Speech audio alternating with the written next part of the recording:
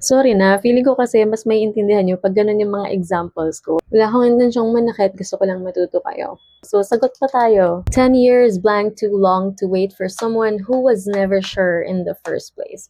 Is or are. Subject natin dito, 10 years. This is a time expression. At kung meron nga tayong expression of time, ang iisipin lang natin kung tinitignan ba natin to as a single unit of time, isang buo ba siya, total time, or tinitignan ba natin siya as separate time periods. Kung tinitignan natin siya as a single unit of time, then singular.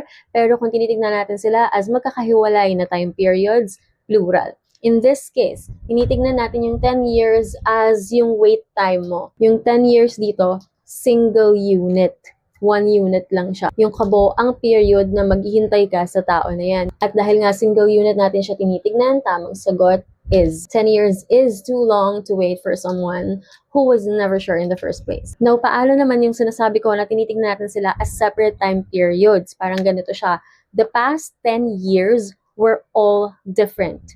Pag sinabi mo kasi we're all different, yung 10 years na yon, tinitignan mo sila as isa-isang year kasi nasabi mo hindi yan magkakapareho. Perhaps each one brought new challenges, new lessons, new circumstances. So, hindi siya single unit of time. Rather, tig-iisa siyang year na tinitignan mo kung gaano ka-unique.